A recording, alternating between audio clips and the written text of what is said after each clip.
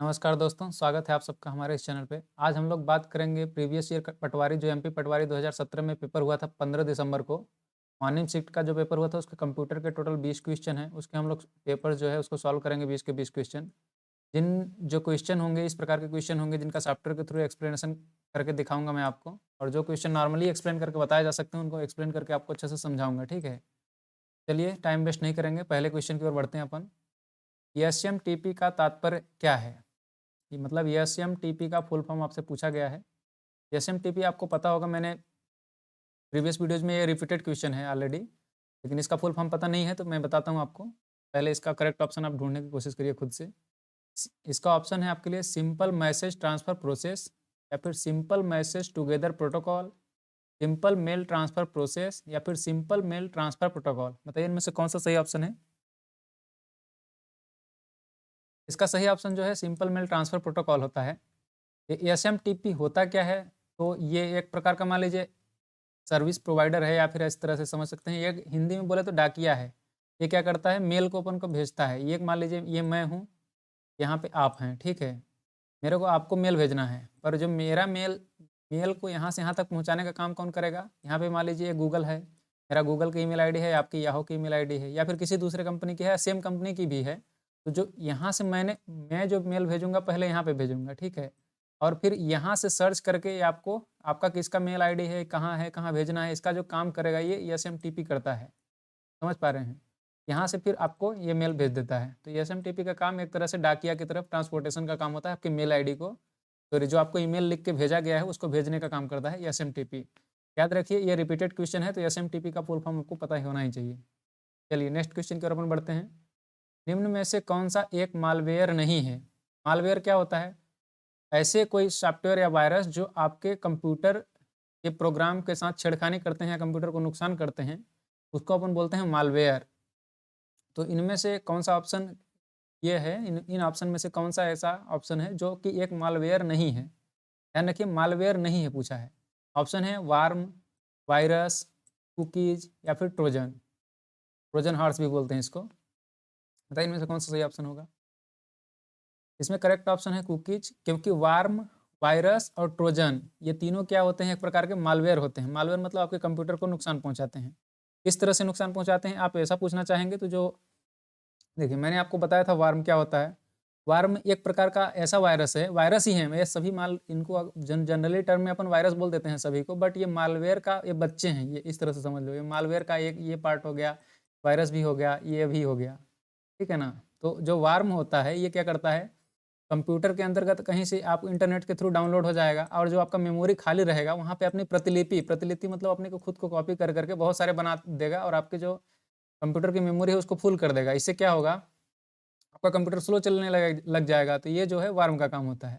Virus भी इसी तरह से, वायरस को तो आप अच्छे से समझते होंगे। ट्रोजन हॉर्स क्या होता है मैं इसको आपको बता देता हूँ। ट्रोजन हॉर्स क्या होता है कि एक तरह से ये आपको दिखाएगा कि यूजफुल सॉफ्टवेयर है। मान लीजिए कि आपका गेम का एक सॉफ्टवेयर है या फिर कोई फोटो एडिटर इस तरह से, तो जो अनऑथराइज्ड एक्सेस के थ्रू आप यूटिलाइज कर लेंगे। जैसे कि मतलब मान लो कि प्ले स्टोर से जनरली अपन इंस्टॉल करते हैं, वहाँ पे ऑथराइज्ड सॉफ्टवेयर रखे रहते हैं, बट आप कुछ फालतू की इस तरह से, जैसे मैं नाम नहीं लूँगा, लेकिन जो व्हाट्सएप भी कुछ अलग तरह के व्हाट्सएप आते हैं, आपको याद होगा शायद, यूज भी करते होंगे स्पाई करने के लिए, आप डाटा को ज़्यादा सिक्योर करने के लिए इस तरह से, लेकिन वो जो होते हैं वो गलत तरह के सॉफ्टवेयर होते हैं। उसमें क्या होता है, ट्रोजन हॉर्स हो सकते हैं, संभावना है।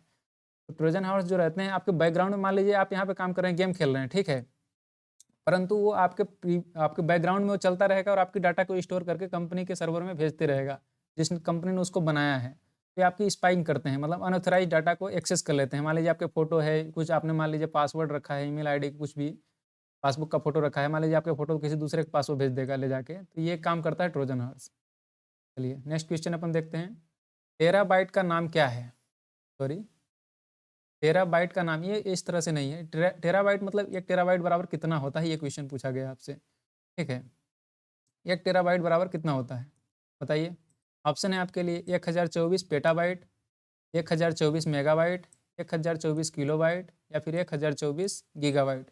इनमें से कौन सा ऑप्शन सही होगा मुझे बताइए फटाक से। इसका जो सही ऑप्शन है ऑप्शन नंबर सी है, 1024 गीगाबाइट यानी जीबी। इसको बोलते हैं अपन जीबी, इसको एमबी, और इसको बोलते हैं केबी, ठीक है, इसको बोलते हैं पीबी।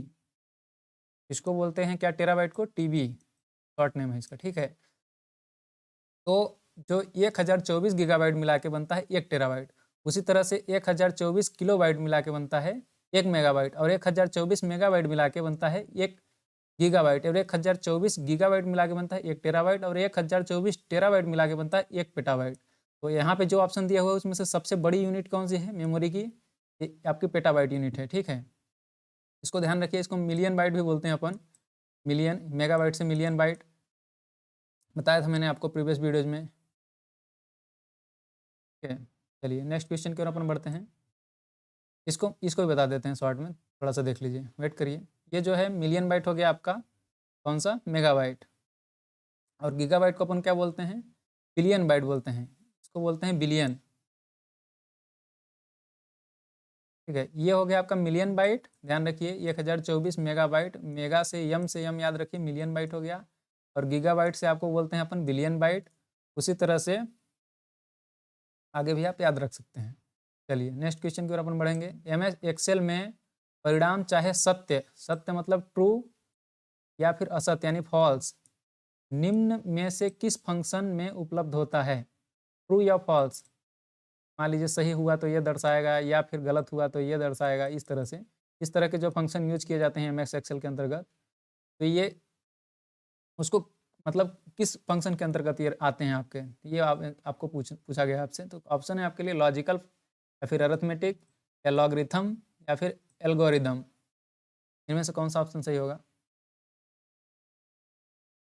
इसका जो सही ऑप्शन है लॉजिकल। देखिए ट्रू और फॉल्स सोचने वाली बात है एक तरह से, नहीं, अगर ट्रू हुआ तो ये, नहीं तो ये, ट्रू फॉल्स एंड इफ़, इस तरह के जो फार्मूले लगाए जाते हैं, एंड भी, इफ़ भी होता है इस तरह से, तो ये इस तरह के जो फार्मूले यूज किए जाते हैं ये लॉजिकल फार्मूले कहलाते हैं। लॉजिक मतलब इसमें लॉजिक, दिमाग का इस्तेमाल इस तरह से समझ सकते हैं, याद रखने का ट्रिक बता रहा हूँ, एक्चुअल में ऐसा नहीं होता है। तो ये लॉजिकल के अंतर्गत आते हैं। अलग जो लॉगरिथम के अंतर्गत लॉग वाले फार्मूले होते हैं, जो जैसे लॉग पढ़े होंगे आपने 12th वगैरह में पढ़ा होगा, तो इस तरह से जो लॉग के साथ आते हैं उसको लॉगरिथम बोलते हैं।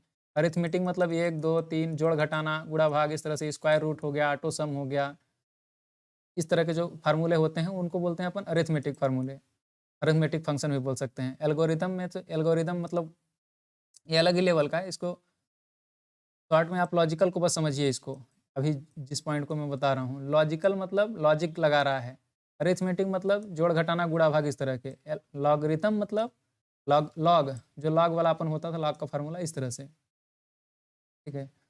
एल्गोरिदम क्या होता है कि ये बड़े बड़े एक तरह से कंपनियों में इसका इस्तेमाल किया जाता है, जो आर्टिफिशियल इंटेलिजेंस होता है, या फिर इस तरह से समझ सकते हैं कि आपका यूट्यूब का एल्गोरिदम होता है एक प्रकार का, तो इस तरह से जनरली टर्म का यूज़ किया जाता है कि जैसे कि जो वीडियो आपको रिकमेंड करना है, जिस प्रकार का आप वीडियो देखते हैं, जैसे मेरे आप चैनल को आप सब्सक्राइब करे रहेंगे तो आपको वीडियो देखने को मिलेंगे, इस तरह के जो उसमें डाटा सेव किया जाता है, उसको समझने की जो शक्ति होती है कंप्यूटर की या प्रोग्राम की समझने की, उसको बोलते हैं एल्गोरिदम के अंतर्गत देखते हैं।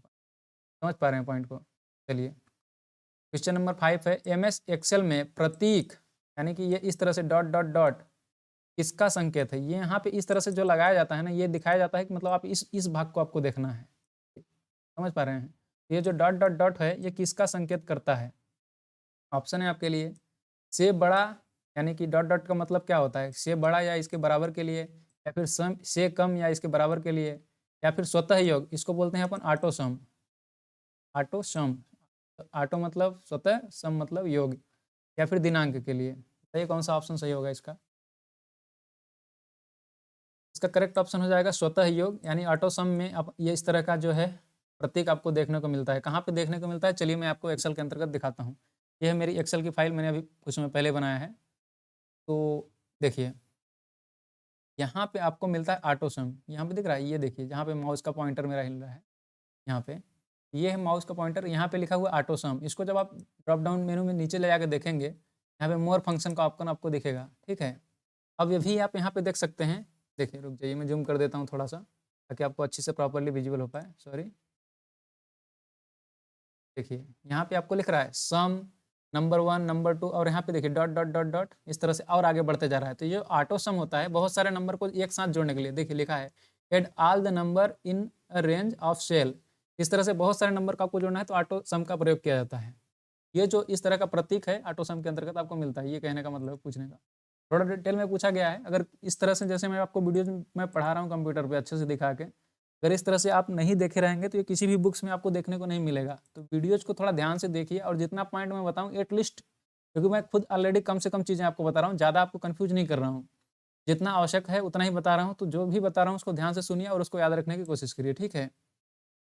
मैं अच्छे से एक्सप्लेन करके दिखा रहा हूँ, अगर आपको समझ में नहीं आता तो उसको वीडियो को पॉज़ करके भी थोड़ा रोक के देख सकते हैं। ठीक है, ऑलरेडी मैं 11 वीडियोज़, ये आपकी 12वीं वीडियो है, तो इस तरह की वीडियो सभी बना चुका हूँ। सॉरी, ये 13वीं वीडियो है मेरी। इसको पूरी वीडियोज़ की लिंक मैंने डिस्क्रिप्शन में दे रखी है, अगर सब वीडियो आप देख लेते हैं एक बार अच्छे से, तो आपको नेक्स्ट अलग से कोई भी बुक्स पढ़ने की ज़रूरत नहीं पड़ेगी ज़्यादा डीप में। शॉर्ट के लिए, बेसिक नॉलेज के लिए आप बुक्स पढ़ सकते हैं। और अगर उस पे भी आपको डिस्क्रिप्शन में पूरा वीडियो चाहिए कंप्यूटर का पूरा एकदम, तो बताइएगा, मैं उस पे भी आपको अपडेटेड वीडियो ला दूँगा, ठीक है? देखिए, आप क्वेश्चन की ओर बढ़ते हैं अपन। 6 नंबर, निम्नलिखित में से कौन एक इंटरनेट ब्राउज़र है? मतलब जो ऑप्शन आपको अंतर्गत दिए गए हैं, इनमें से कौन-सा एक इंटरनेट ब्राउज़र है? आपके लिए ऑप्शन है विंडोज़ एक्सप्लोरर, या फिर www.google.com, या फिर इंटरनेट एक्सप्लोरर, या फिर टास्कबार। बताइए इनमें से कौन-सा सही ऑप्शन है? इसका जो करेक्ट ऑप्शन हो जाएगा इंटरनेट एक्सप्लोरर। ये जनरली जो है विंडोज़ का जो पहले कंप्यूटर आता था, उसके अंतर्गत प्री इंस्टॉल मिलता था आपको, ठीक है? तो ये एक्सप्लोरर जो होता है एक वेब ब्राउज़र है, इंटरनेट ब्राउज़र या वेब ब्राउज़र अपन बोल सकते हैं। जैसे अभी मैं क्रोम यूज़ कर रहा हूँ, यहाँ पे देखिए ये क्रोम है। ये माइक्रोसॉफ्ट एड्ज है जिस पे अभी मैं काम कर रहा हूँ। इस तरह से यहाँ पे सर्च करने के लिए अपन कुछ भी इस्तेमाल कर सकते हैं। ये देखिए, ये माइक्रोसॉफ्ट एड्ज है। इसी प्रकार से वेब ब्राउज़र ही है एक प्रकार का इंटरनेट एक्सप्लोरर। परंतु ये जो है विंडोज़ एक्सप्लोरर, ये किसी प्रकार का वेब ब्राउज़र नहीं है। गूगल डॉट कॉम आपको पता है साइट है, टास्क बार भी कोई वेब ब्राउज़र नहीं है। इस तरह से आपका इस option number C correct option हो जाएगा। नेक्स्ट क्वेश्चन पर बढ़ेंगे। संक्षेपण, संक्षेपण मतलब इसका फुल फॉर्म, www का तात्पर्य है, ये जो शॉर्ट नेम लिखा है www, इसका फुल फॉर्म क्या है? बताइए। विंडोज़ वेब वैन, या फिर वर्ल्ड वाइड वेब, या फिर वर्ल्ड विंडोज़ वेब, या फिर वर्ल्ड वाइड वेब। इन दोनों में मुझे कोई डिफरेंस नहीं दिख रहा है। इसका जो करेक्ट ऑप्शन होगा वर्ल्ड वाइड वेब ही होता है। बच्चे-बच्चे को पता है, अगर आपने कंप्यूटर थोड़ा बहुत भी पढ़ा रहा होगा तो पता होगा, नहीं पता है तो कोई बात नहीं, ये क्वेश्चन भी बार-बार पूछा जाता है आपसे, तो इसको भी याद कर लीजिए, कम से कम इतना तो पता होना चाहिए अगर आप कंप्यूटर का टेस्ट दे रहे हैं तो। वर्ल्ड वाइड वेब इसका फुल फॉर्म होता है www का, ठीक है। नेक्स्ट क्वेश्चन की ओर अपन बढ़ेंगे। एमएस एक्सेल 2007 में पंक्ति तथा स्तंभ, समझ रहे हैं? पंक्ति अपन ये इस तरह की लाइन होती है हॉरिजॉन्टल लाइन, और इस तरह की जो लाइन होती है एमएस एक्सेल के अंतर्गत इस वर्टिकल लाइन, इसको बोलते हैं अपन कॉलम।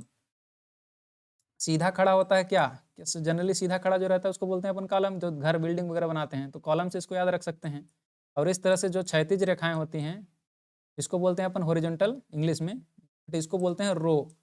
रो ध्यान रखिए, याद करने में थोड़ा कन्फ्यूजन हो सकता है हिंदी मीडियम वालों को, बट इसको बोलते हैं रो। अगर इसको आपने याद कर लिया, ये कॉलम, कॉलम से मतलब सीधा, तो इस तरह की जो क्षैतिज होती है इनको ऑटोमेटिक याद हो जाएगा, आपका रो होता है, ठीक है। तो पूछा क्या है एमएस एक्सेल 2007 में, पंक्ति तथा स्तंभों के शीर्षक, शीर्षक मतलब जो टॉप पे उसका आपने जो नामकरण किया हुआ है उसको, शीर्षक को उनके स्थान पर स्थिर यानी रोकने के लिए, ताकि वे वर्कशीट को स्क्रॉल करने पर स्क्रॉल न हो, किस कमांड का उपयोग किया जाता है? आपने अगर थोड़ा बहुत भी एक्सेल पे काम किया है या फिर देखा है, प्रीवियस वीडियो मेरी देखी होगी, क्वेश्चन तो ऑटोमेटिकली समझ पाए होंगे, भले क्वेश्चन ना कर आंसर ना कर पाएँ आप। चलिए ऑप्शन देख लीजिए, आंसर बताइए, फिर मैं इसको आपको डिटेल में समझाता हूँ क्या बोलना चाह रहा है। ऑप्शन है आपके लिए क्यू मेनू, ये मेनू है या मेनू समझ सकते हैं। क्यू मेनू पर अरेंज ऑल करके, या फिर क्यू मेनू पर फ्रीज पैंस कमांड का उपयोग करके, या फिर होम मेनू पर अलाइनमेंट कमांड का प्रयोग करके, या फिर होम मेनू पर फिल्टर कमांड का प्रयोग करके आप उसको फ्रीज कर सकते हैं। बताइए, बताइए कौन सा ऑप्शन सही होगा इसमें से? इसका जो करेक्ट ऑप्शन होगा, फ्रीज पैंस का कमांड का प्रयोग करके हम उसको जो है टाइटल बार को जो आपकी रहती है, सॉरी, इसमें जो आपका मतलब जो शीर्षक आपने बनाया हुआ है उसको रोक सकते हैं। जैसे कि ये मान लीजिए यहाँ पे मैं आपको एक्सेल पे ही दिखाता हूँ। ये है एक्सेल अपना। यहाँ पे जैसे मान लीजिए ये अपना शीर्षक पॉइंट है, ये जैसे सब्जेक्ट हो गया, मार्क हो गया, to be obtained, pass fail, इसमें जो भी लिखना है, तो ये शीर्षक लाइन है अपनी। तो अपन इसको जो है शीर्षक को यहाँ पे पूरा इसको रोकने के लिए, जैसे अपन इसको नीचे स्क्रॉल करेंगे ना, देखिए मैं शॉर्ट में थोड़ा सा बता देता हूँ। इसको बोलते हैं अपन टाइटल बार, इसको बोलते हैं रिबन, और ये जो इधर इधर दिख रहा है आपको बहुत सारे इसमें कमांड दिख रहे हैं छोटे छोटे, इसको बोलते हैं टूल बॉक्स। और यहाँ पे जो इस तरह से आपको दिख रहा है, ये इसको बोलते हैं एलिवेटर या scroll down.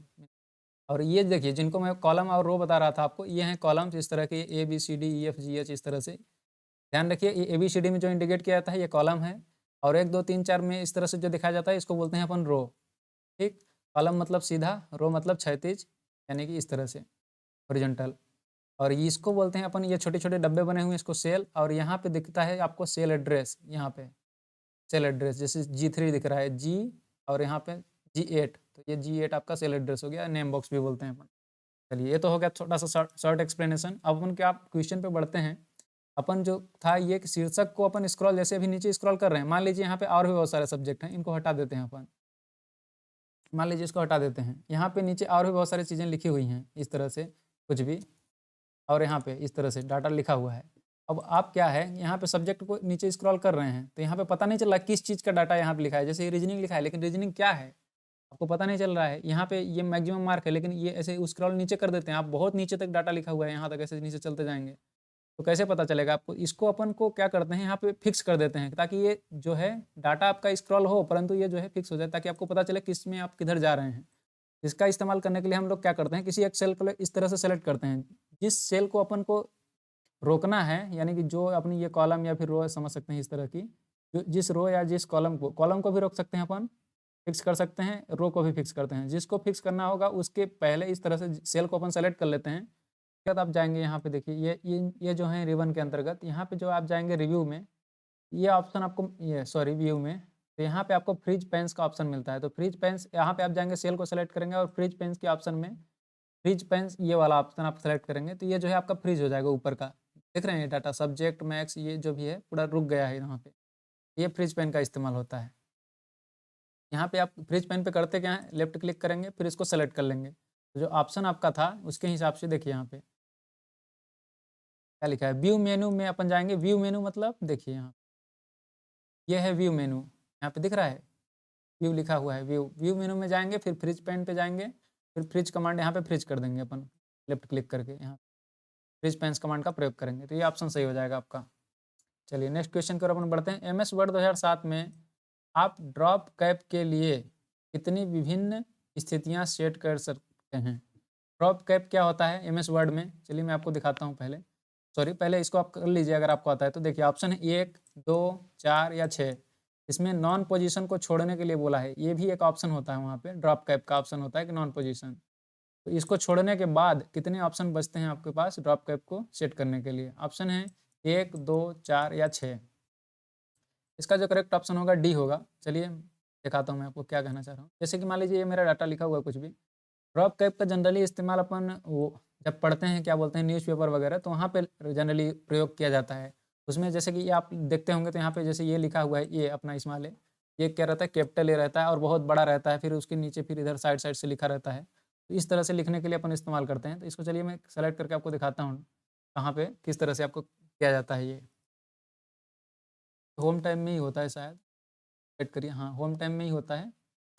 Just second check कर लेते हैं।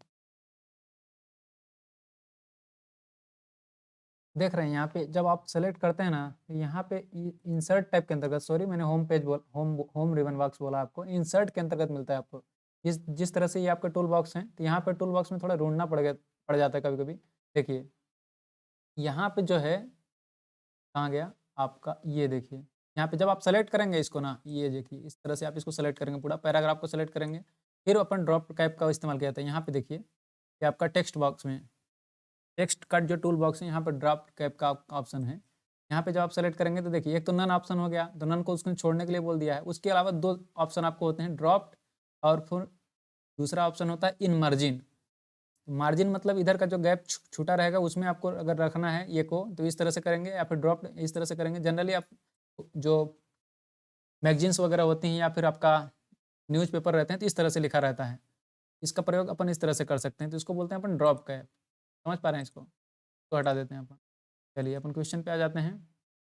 नेक्स्ट क्वेश्चन, नेटवर्क में कंप्यूटर लोकल नेटवर्क से बाहर तब तक एक्सेस नहीं किया जा सकता है जब तक कि डॉट डॉट की अनुमति न दी जाए। किसकी अनुमति न दी जाए, पहली चीज़ आप पहले समझिए इसको, लोकल नेटवर्क क्या होता है। अगर आपको पहले ऑप्शन में दे देता हूँ, फिर आप इसको करेक्ट करके बताइए सही ऑप्शन कर पा रहे हैं नहीं कर पा रहे हैं, फिर मैं इसको आंसर देता हूँ आपको। इसका ऑप्शन है इंट्रानेट, इंटरनेट या फिर मिडिलवेयर या फिर मॉडेम। बताइए कौन सा सही ऑप्शन होगा आपके हिसाब से। इसका जो करेक्ट ऑप्शन होगा इंट्रानेट। इंट्रानेट क्या होता है, देखिए इंटरनेट तो आप सबको पता है, जो पूरे दुनिया पे फैला हुआ है एक इंटरनेट का जाल, उसको बोलते हैं अपन इंटरनेट। जो भी जाल फैला हुआ है जिसके कंप्यूटर, सारे कंप्यूटर एक दूसरे से लिंक हो सकते हैं जिसके माध्यम से, उसको बोलते हैं अपन इंटरनेट। ये जो है वैन, वाइड एरिया नेटवर्क का ही एक फॉर्म है, ठीक है, बहुत विस्तृत रूप में फैला रहता है। उसी प्रकार से एक होता है लैन, लोकल एरिया नेटवर्क, एक होता है मैन यानी कि मेट्रिपुलेशन एरिया नेटवर्क, ठीक है। सबसे छोटे लेवल का जो होता है लैन होता है, ये जो है छोटे से स्कूल में या कॉलेज में या फिर इस तरह से समझ सकते हैं एक ऑफिस में इस्तेमाल किया जाता है। ये मैन जो हो गया बड़ी सिटी में इस्तेमाल किया जाता है, जैसे पूरा भोपाल समझ लो, पूरा इंदौर, इस तरह से डिस्ट्रिक्ट्स में या फिर पर्टिकुलर एक गवर्नमेंट का कोई एरिया है वहाँ पे पूरा उसको चाहिए इंटरनेट की सर्विस, अभी अपने सारे कम सिस्टम को एक साथ ऐड करने के लिए, तो वैन का इस्तेमाल करते हैं। उसी प्रकार से जो अपना वाइड एरिया नेटवर्क हो गया, सॉरी वो मैन के लिए होता है जो गवर्नमेंट जो यूज करती है छोटे लेवल पे जैसे डिस्ट्रिक्ट वगैरह में। और वाइड एरिया नेटवर्क जो हो गया ये एक प्रकार का इंटरनेट ही है, सीधे समझ सकते हैं इंटरनेट का ही नाम है वो, मान लीजिए। क्योंकि जो वाइड एरिया नेटवर्क होता है पूरे विश्व भर में बहुत सारे वैन को एकत्रित करके इस तरह से समझ सकते हैं मिला के बनाया गया है, तो जो है इंटरनेट उसको वाइड एरिया नेटवर्क कहा जाता है। उसी तरह से इंट्रानेट होता है, एक एक्स्ट्रानेट होता है। इंट्रानेट और एक्स्ट्रानेट, जो इंट्रानेट होता है इसका इस्तेमाल क्या करते हैं, कंपनियां करती हैं। जनरली कंपनियां अपने डाटा को सिक्योर रखने के लिए इंटरनेट का इस्तेमाल करती हैं। जैसे मान लीजिए कंपनी का कोई एक ऑफिस है, जिस कंपनी में उसके बहुत सारे एम्प्लॉई हैं, आप लोगों के जो डाटा वहाँ पे रखा हुआ है जिसको कंपनी के सिर्फ एम्प्लॉई ही देख सकते हैं, या फिर आपस में बात करने के लिए कंपनी के एम्प्लॉई, किसी दूसरे को पता नहीं चलेगा, तो वो किस चीज़ का इस्तेमाल करते हैं, इंट्रानेट का। और एक्स्ट्रानेट का इस्तेमाल एक प्रकार से किया जाता है, एक्स्ट्रानेट होता है ये। एक्स्ट्रानेट का प्रयोग आपके जो है कस्टमर मैनेजमेंट सर्विस के लिए इस्तेमाल किया जाता है। जैसे मान लीजिए आप कस्टमर है किसी कंपनी का, डेल का या फिर एचपी का या फिर किसी मोबाइल का ही है, तो आपकी डाटा उसके पास रहेगा, तो वो जो है यूज कर लेंगे, उसके जो भी जितने भी कस्टमर्स होंगे प्लस उसके जो एम्प्लॉय होंगे उस चीज़ को एक्सेस कर पाएंगे आपके डाटा को, और उसके साथ वो जो है ये बातचीत आपके करके आपकी समस्या का समाधान कर पाएंगे।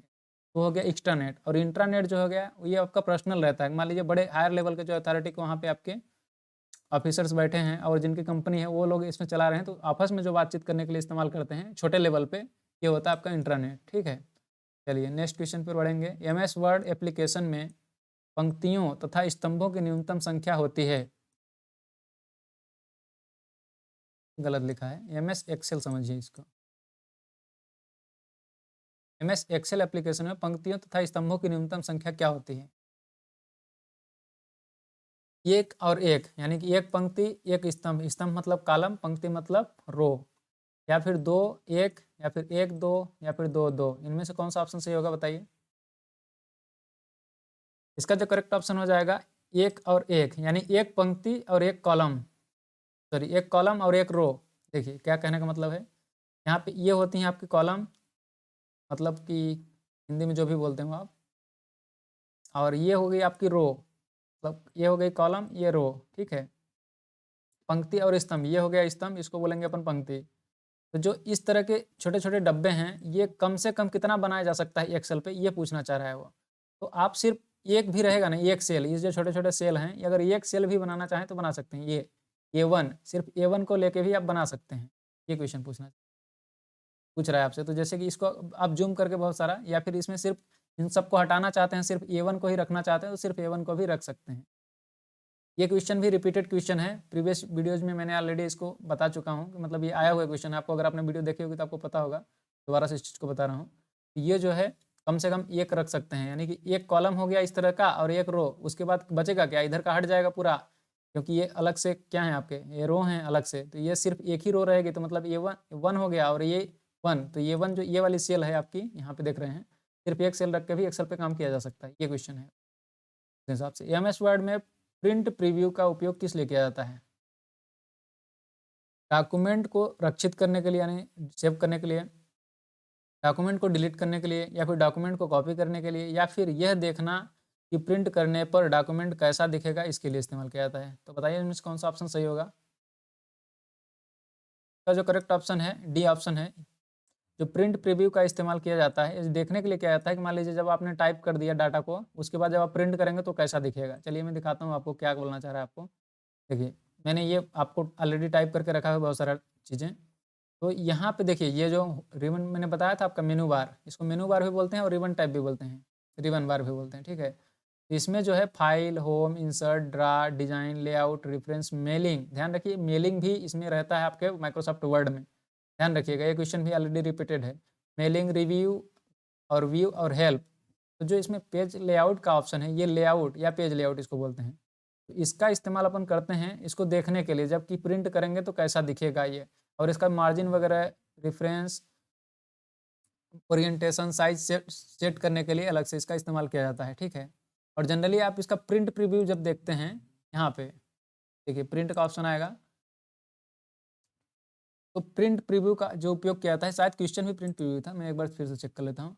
हाँ, प्रिंट प्रीव्यू, पेज लेआउट का उपयोग अपन करते हैं किस चीज़ के लिए, देखिए मैं दोबारा से रिपीट कर देता हूँ। पेज लेआउट का प्रयोग करते हैं अपन मार्जिन, और मार्जिन मतलब इधर का जो इधर जगह खाली छूटा हुआ है, इधर ऊपर से जगह खाली है, इधर से जो खाली जगह पेज के आउट साइड में आजू बाजू में रहते हैं ना, इसको बोलते हैं मार्जिन। ओरिएंटेशन मतलब ये आपका आड़ा आएगा या तिरछा आएगा, मतलब लैंडस्केप ऑफ पोर्ट्रेट जो रहता है, देखिए जैसे ये मान लीजिए हो गया, ये आपका, मैं जूम यहाँ पे मैं दिखा दूंगा आपको पेज सेटअप पे, यहाँ पे समझिए इस तरह का जो पेज है, किस प्रकार का पेज लेना है आपको, लीगल पेज है, स्टेटमेंट है, F4 A3 इस तरह का पेज लेना है उसके लिए, या फिर ब्रेक इसका पैराग्राफ वगैरह चेंज करने के लिए, इस तरह से बहुत सारे और भी ऑप्शन होते हैं। शॉर्ट में इतना ही समझ लिया, अपन पेज का कुछ भी चीज़ें सेट करनी है पेज से रिलेटेड तो पेज लेआउट में अपन करेंगे। और जो अपन फाइल का इस्तेमाल किया जाता है, सॉरी प्रिंट का इस्तेमाल, प्रिंट प्रीव्यू का, ये प्रिंट प्रीव्यू का भी है, ये प्रीव्यू दिख रहा है आपको, प्रीव्यू मतलब उसको प्रिंट करने से पहले एक बार व्यू करना है, यानी देखना, समझ रहे हैं। तो प्रिंट प्रीव्यू, अभी ये 2 पेज मैंने लिखे हुए हैं, तो ये किस तरह से प्रिंट होकर निकलेंगे ये देखने के लिए अपन इस्तेमाल करते हैं प्रिंट प्रीव्यू का। अभी जो है प्रिंट प्रीव्यू आप स्क्रीन पे देख पा रहे हैं, ठीक है, बात समझ गए। और लैंडस्केप बताना था मैं आपको, तो ये देखिए ये पोर्ट्रेट हो गया और ये लैंडस्केप, इस तरह से जो आड़े आड़े हो जाते हैं आपके इस तरह से, जिसको बोलते हैं लैंडस्केप या पोर्ट्रेट। पोर्ट्रेट में से सीधे रहते हैं, ये आपके मोबाइल में भी ऑप्शन रहता है, जनरली यूज करते होंगे तो आपको पता होगा, बेसिक सा क्वेश्चन है ये। चलिए आगे बढ़ते हैं नेक्स्ट क्वेश्चन की ओर। वाईफाई का पूर्ण रूप क्या है, वाईफाई जो आप यूज करते हैं उसका फुल फॉर्म क्या है। वायरलेस फोकस, वायरलेस क्या लिखा है फिडेलिटी, या फिर वायरलेस, सॉरी वायर्ड फिडेलिटी, या फिर वायर्ड फोकस, बताइए इनमें से कौन सा ऑप्शन सही होगा। इसका जो करेक्ट ऑप्शन होगा वायरलेस फिडेलिटी होगा। वायरलेस फिडेलिटी जो है वाईफाई का फुल फॉर्म होता है, वाई से हो गया वायरलेस और फिडेलिटी हो गया एफआई से, तो इसका जो फुल फॉर्म होता है या वाईफाई का वायरलेस फिडेलिटी, ठीक है। नेक्स्ट क्वेश्चन की ओर अपन बढ़ते हैं। निम्नलिखित में से कौन सी मेमोरी परिवर्तनशील है, यानी कि कौन सी मेमोरी ऐसी इस प्रकार की मेमोरी है जिसको आप परिवर्तित कर सकते हैं। ऑप्शन है आपके लिए रोम, सॉरी रैम है, फर्स्ट ऑप्शन है रैम, सेकंड ऑप्शन है रोम, तीसरा ऑप्शन है पी रोम और चौथा ऑप्शन है ई पी रोम। तो इनमें से कौन सा ऑप्शन आपको सही लग रहा है। इसका जो करेक्ट ऑप्शन हो जाएगा रैम हो जाएगा। जब आप मोबाइल परचेस करते हैं अमेजन, फ्लिपकार्ट, किसी भी कंपनी का, किसी भी वेबसाइट के थ्रू मंगाते हैं, तो वहाँ पे जब आप लेते हैं तो मोबाइल, तो उसमें ऑप्शन आपको सेलेक्ट करने का देता होगा कि आप कितनी जीबी का रैम लेना चाहते हैं, 3 जीबी या फिर 4 जीबी।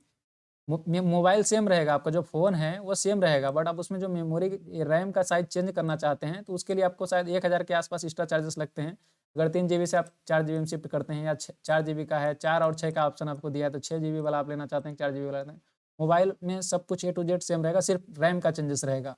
पी रोम में अपन कोई चेंजेस नहीं कर सकते हैं। और अगर मान लीजिए आप कोई भी लैपटॉप या डेस्कटॉप लेते हैं तो अभी आपको रैम के 2 स्लॉट मिलते हैं, जिसमें आप रैम का अलग अलग लगा सकते हैं कि रैम में एक में 4 जीबी एक स्लॉट में लगा दिया, दूसरे में 4 जीबी का लगा दिया, इस तरह से रैम में आप परिवर्तन कर सकते हैं, बट रोम में कोई परिवर्तन नहीं कर सकते हैं आप।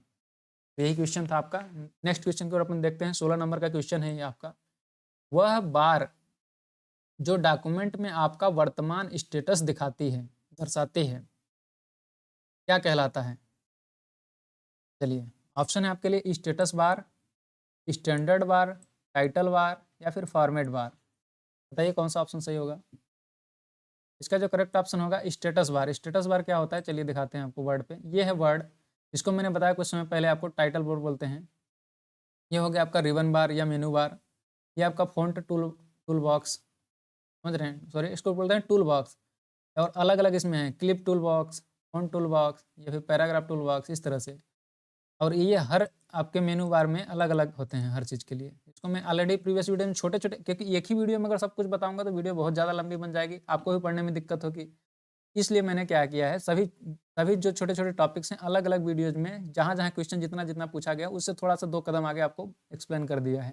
तो सभी वीडियोज को अगर आप एक बार अच्छे से देख लेते हैं तो डेफिनेटली आप मास्टर हो जाएंगे। मुझे ऐसा लगता है, मतलब जितना आवश्यक उतना तो एटलीस्ट आपको पता हो ही जाएगा, ताकि आप क्वेश्चन जो है अच्छे से कर पाएंगे कंप्यूटर से रिलेटेड। तो देखिए ये जो होता है आपका, इसको बोलते हैं अपन क्या, रूलर। ये जो है मार्जिन सेट करने के लिए इस्तेमाल किया जाता है। जैसे यहाँ पे जितना गैप है इसका इस्तेमाल किया जाता है मार्जिन सेट करने के लिए। इस तरह से देखिए, इसको मैं फैला रहा हूँ तो इधर भग रहा है, इस तरह से। इसको बोलते हैं अपन रूलर। और ये जो यहाँ पे दिख रहा है, ये देखिए यहाँ पे, सॉरी मैं जूम कर देता हूँ थोड़ा सा आपको ताकि देखने में आसानी हो। ये देखिए, ये जो आपका लिखा हुआ है ना, पेज 1, पेज 2, चलिए यहाँ पे देख रहे हैं आप, पेज 1, पेज 2, 761 वर्ड या फिर इंग्लिश, इस तरह से। ऐसे इस तरह की जो यहाँ पे पूरा ये से लाइन गया है, देखिए इस तरह से। और यहाँ पे जूम इन जूम आउट का भी आपको ऑप्शन मिल जाएगा। देखिए यहाँ ये जो है, ये जो पूरी लाइन बनी हुई है यहाँ से वहाँ तक, इसको बोलते हैं अपन क्या, स्टेटस बार। स्टेटस बार में आपको क्या दिखता है कि आप पेज पे कितना वर्ड लिखे हुए हैं, कितने पेज हैं टोटल। देखिए पेज 1 अप टू, यानी 2 पेज में से पेज 1 पे आप हैं अभी। अभी मैं पेज 2 पे चला जाऊँगा तो देखिए आगे आपको पेज 2 अप टू, मतलब 2 पेजेस में से आप दूसरे पेज पे पहुँचे हैं। 771 टोटल वर्ड लिखे हुए हैं, इंग्लिश भाषा सेलेक्टेड है, इस तरह से ये आपको स्टेटस बार में मिलेगा। और ये जूम करने का भी ऑप्शन आपको स्टेटस बार में देखने को मिल जाता है।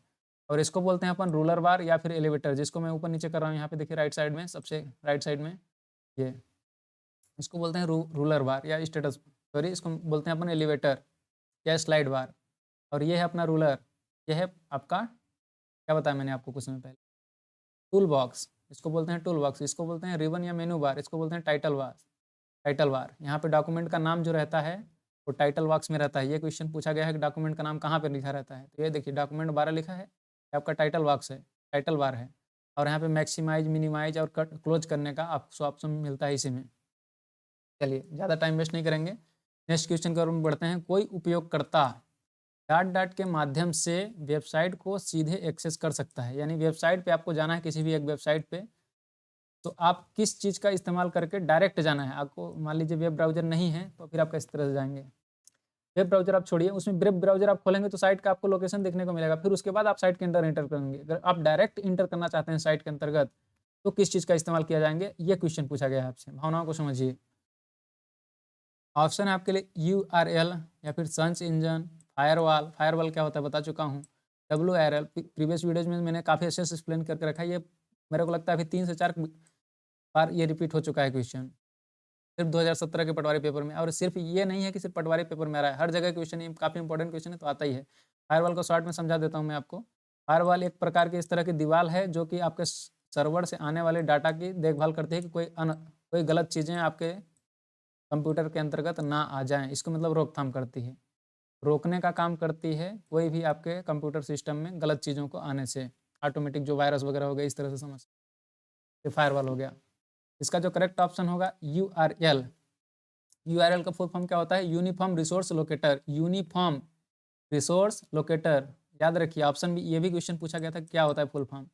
यूनिवर्सल रिसोर्स लोकेटर ऑप्शन में था, तो बहुत सारे लड़के यूनिवर्सल रिसोर्स लोकेटर करके आ गए थे, जो कि गलत था। यूनिफॉर्म रिसोर्स लोकेटर इसका सही ऑप्शन है, ठीक है, फुल फॉर्म है इसका। इसी का इस्तेमाल किया जाता है अपन वेबसाइट के अंतर्गत इंटरेक्ट करने के लिए। ये मतलब मैं बोलना क्या चाह रहा हूँ, भावना तो आप समझ नहीं पा रहे होंगे। चलिए मैं गूगल क्रोम के अंतर्गत आपको खोल के दिखाता हूँ। चलिए यहाँ पे मान लीजिए मैं PB की वेबसाइट लिखता हूँ, ठीक है। आप यहाँ पे पहुँच गए PB की वेबसाइट पे। ये अभी जो है आप कहाँ हैं, ये वेब, अभी आपने कहाँ पे टाइप किया, देखिए ये गूगल क्रोम है। ये क्या है, वेब का ब्राउजर है, वेब ब्राउजर है, वेब सर्च करता है इंटरनेट पे। यहाँ पे आप जब PB लिखेंगे, सिर्फ PB लिखा है मैंने, यहाँ पे www.pb.com कुछ नहीं लगाया है। तब जो है ये इतने सारे रिजल्ट खुल गए हैं आपके पास कि PB ये है, या है, क्या है, ये सब तो आपको खोज के दे दिया। लेकिन आपको कहाँ जाना है, ऑफिशियल वेबसाइट पे। तो ये आपको लगेगा http:// और peb.mp.gov.in और एग्जामिनेशन। तो आप ये जो है ना, ये जो लिखा हुआ है आपका, इसको बोलते हैं URL। इसको जो है अगर आप टाइप करते हैं यहाँ पे इस तरह से, इसको मान लीजिए मैं कॉपी कर लेता हूँ, ठीक है, और इसको मैं काट देता हूँ पूरा। और मैं यहाँ पे जाके आपकी वापस से चले जाते हैं अपन सेकंड यहाँ पे, और यहाँ पे मैं एड्रेस बार में आपको लिखूँगा, ये वेबसाइट का नाम पेस्ट किया है और डायरेक्ट इंटर किया है तो देखिए क्या खुल गया है। अगर इसी तरह से आप यहाँ पे पहुँच गए हैं और इसको आप कॉपी कर लेते हैं, ये इसको बोलते हैं यूआरएल, ये कंपनी का यूआरएल है वेबसाइट का, मतलब वेबसाइट का यूआरएल है ये। इसको अगर कहीं पे भी जाके आप एंटर करेंगे यहाँ पे इस तरह से पेस्ट और सर्च मारेंगे तो वहीं पे डायरेक्ट पहुँच जाएँगे। जो मैं पॉइंट बोलना चाह रहा हूँ शायद आप समझ पाए होंगे अच्छे से। नेक्स्ट क्वेश्चन की ओर अपन बढ़ते हैं। कोई उपयोगकर्ता डॉट डॉट के माध्यम से वेबसाइट को सीधे, ये सेम क्वेश्चन रिपीटेड है शायद, हाँ एक सेम। आगे बढ़ते हैं। हार्ड कॉपी शब्द का उपयोग इसे परिभाषित करने के लिए किया जाता है, यानी हार्ड कॉपी क्या है? ऑप्शन है हार्ड डिस्क, सूचना स्टोर करने, ठीक है जो भी लिखा है, प्रिंटेड आउटपुट, या फिर हार्ड बोर्ड पर लिखने, अथवा उपरोक्त में से कोई नहीं।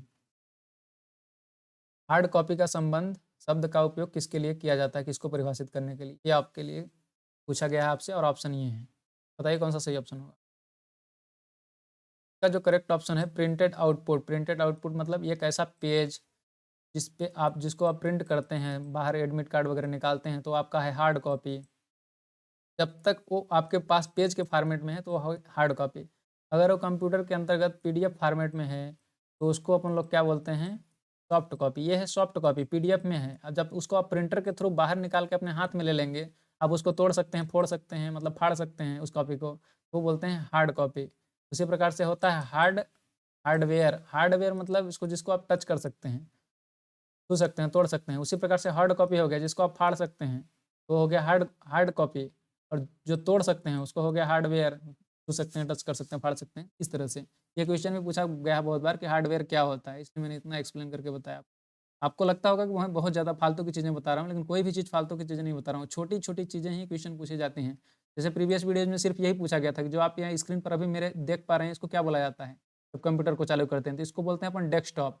जो अभी आप स्क्रीन पर अपने मोबाइल के देख पा रहे होंगे, लैपटॉप के, उसको बोलते हैं डेस्कटॉप। ये अभी जो खुला हुआ है डेस्कटॉप है। छोटे छोटे ही क्वेश्चन पूछे जाते हैं, बड़े भी क्वेश्चन पूछे जाते हैं, लेकिन अगर आपको स्मार्ट बनना है तो मेरे छोटे से लेकर बड़े लेवल तक सब कुछ बताना पड़ेगा, तभी आप कर पाएंगे क्वेश्चन, ठीक है। चलिए ज़्यादा बातें हो गई हैं। एमएस एक्सेल 2007 में कुछ सेलों को जोड़ने और कंटेंट को जुड़ी हुई सेल के मध्य में रखने के लिए किस टूल का उपयोग किया जाता है? क्या बोलना चाह रहा है कि ये एक तरह से आप जब एक्सेल पे काम कर रहे हैं तो इस तरह से डब्बे बने रहते हैं, तो इन डब्बों में से इस सेल को आप हटा दीजिए। यहाँ पे कुछ आप लिखना चाहते हैं, इस तरह से बनाना चाहते हैं टेबल, यहाँ पे आप जो भी नाम लिखेंगे तो इधर बीच में से सेंटर से अलाइनमेंट होके आएगा और ये इधर दोनों साइड आप कुछ भी लिख सकते हैं। इसका इस्तेमाल, इसको ऐसा बनाना है आपको, तो किस चीज़ का इस्तेमाल करेंगे? ऑप्शन है आपके लिए, मैं रिपीट कर देता हूँ क्वेश्चन, शायद आप बोलेंगे मैं कुछ और बता रहा हूँ। चलिए, एमएस एक्सेल 2007 में कुछ सेलों को 1, 2, 3, 4 कुछ भी हो सकते हैं, वो जोड़ने के लिए, ऐसे बहुत सारे बने हुए हैं, उनको जोड़ना है, मतलब बीच वाली लाइन हटा देनी है आपको। और कंटेंट को जुड़ी हुई सेल, यानी कि 2 जो सेल थी उनको जुड़ी हुई सेल को, इसको, इस वाली लाइन को हटा देना है आपको। फिर उसके जुड़ी हुई सेल के मध्य में यहाँ पे बीच में लिखने के लिए किस टूल का उपयोग किया जाता है? यही क्वेश्चन है, ठीक है, समझ पा रहे हैं? हाँ, ऑप्शन अब आते हैं अपन अब।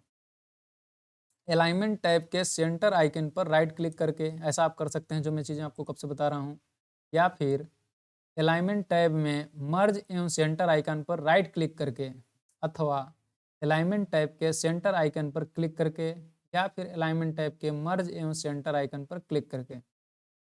चलिए बताइए ऑप्शन कौन सा इसमें सही ऑप्शन है? इसका जो करेक्ट ऑप्शन होगा अलाइनमेंट टैब के सेंटर आइकन पर क्लिक करके। समझ पा रहे हैं? अलाइनमेंट टैब के अंतर्गत आप जाएंगे, वहाँ पे मर्ज इन सेंटर का ऑप्शन रहता है। यहाँ पे शायद मर्ज लिखना ये भूल गया है, उसके थ्रू आप जो है कर सकते हैं, जो ये मध्य में हटाने वाली बात है। मैं अभी कुछ समय पहले भी ये आपको दिखा रहा था। चलिए मैं दिखाता हूँ फिर से दोबारा से क्या क्या बोलना चाह रहा हूँ। जैसे कि मान लीजिए ये सब्जेक्ट, और यहाँ पे नया बना लेते हैं अपन थोड़ा सा कुछ शॉर्ट में बनाते हैं। ज़्यादा आपका टाइम वेस्ट नहीं करेंगे, लेकिन अगर सीखना है तो टाइम तो लगेगा। कुछ भी सीखना चाहते हैं आप तो ऐसे ही शॉर्ट में, क्या हो रहा है, सही से प्रॉपर काम नहीं करता कभी कभी, सॉरी फॉर दैट। चलिए आ जाते हैं, अभी ठीक है, यहाँ पे आ जाते हैं। चलिए इसमें मान लीजिए मैंने कुछ लिख दिया, कंप्यूटर लिख दिया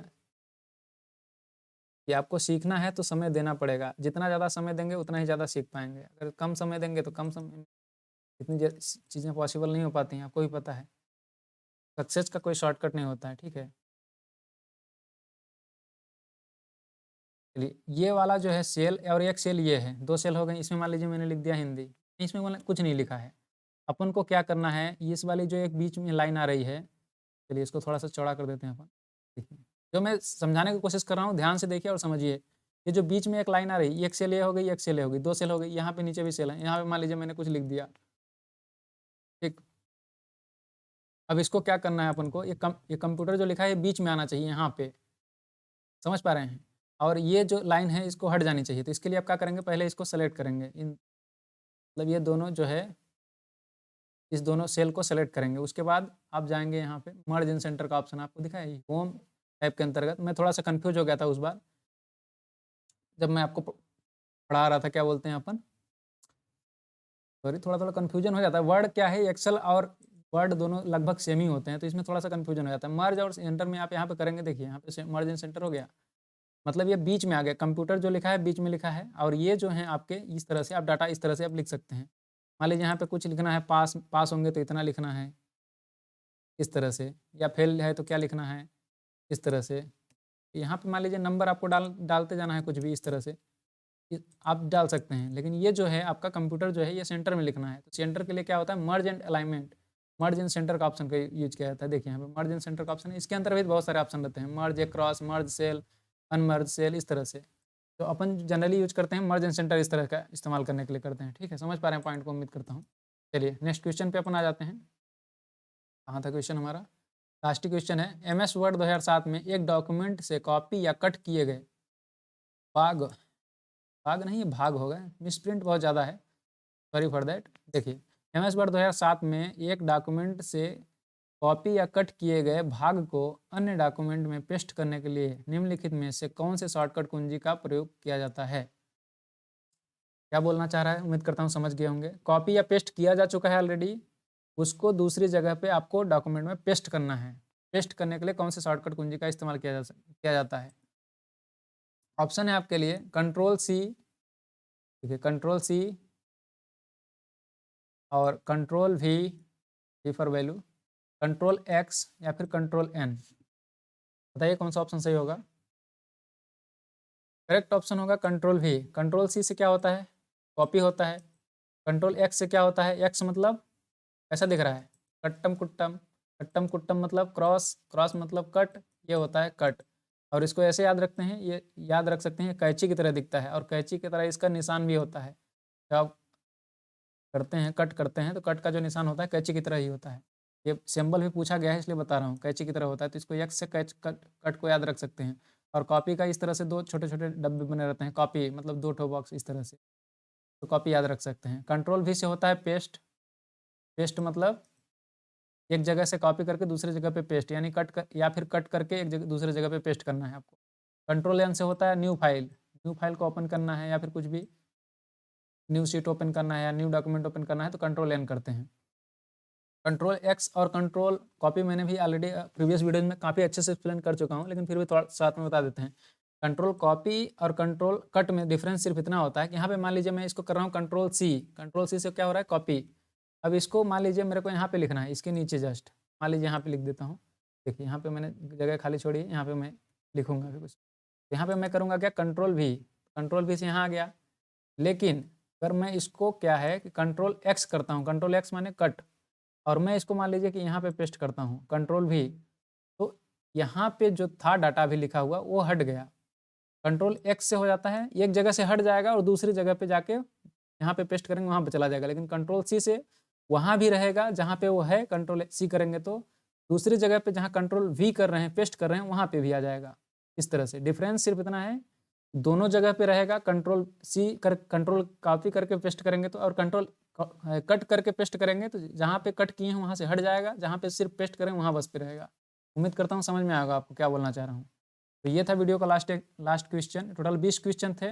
इस तरह से सभी मैंने 20 क्वेश्चन एक्सप्लेन कर दिए हैं आपको अच्छे से। उम्मीद करता हूँ समझ में आ गया होगा आपको। अगर नहीं आया है कमेंट बॉक्स में लिख के बताइए कि सर यहाँ पे समझ नहीं आ रहा है, क्या चीज़ समझ में नहीं आ रही, उसको भी लिखिए ताकि मैं अच्छे से उसको अगले वीडियो में या फिर कमेंट सेक्शन में ही आपको आंसर देकर उसको अच्छे से समझा पाऊँ। ठीक है, अगर आपको वीडियो अच्छी लगी है, समझ में आई है, तो चैनल को एक बार ज़रूर सब्सक्राइब कर लीजिएगा ताकि मुझे भी मोटिवेशन मिले और समझ में आए कि लोग मेरी वीडियोज़ को देख रहे हैं कि नहीं देख रहे हैं, क्योंकि कुछ समझ में नहीं आ पा रहा है अभी तक। ठीक है, ताकि मुझे मोटिवेशन भी मिले थोड़ा और मुझे समझ में आए। तो चैनल को सब्सक्राइब ज़रूर कर लीजिएगा और अपने फ्रेंड्स उन फ्रेंड्स को इसको भेजिए, ताकि जिन फ्रेंड्स के पास आपके कंप्यूटर नहीं है और कंप्यूटर सीखना चाहते हैं अच्छे से, तो उसको सीखने में काफ़ी हेल्प होगी। और देखिएगा, जब क्वेश्चन को आप करे नहीं रहेंगे, इस तरह से समझे नहीं रहेंगे, तब तक आप क्वेश्चन को कर नहीं पाएँगे, चाहे आप कितना भी बुक्स पढ़ लें। तो ये था वीडियो का अंत। इस तरह से हँसते रहिए और मुस्कुराते रहिए। मिलते हैं नेक्स्ट वीडियो में, तब तक के लिए tata, take care, goodbye. Thank you for watching my videos.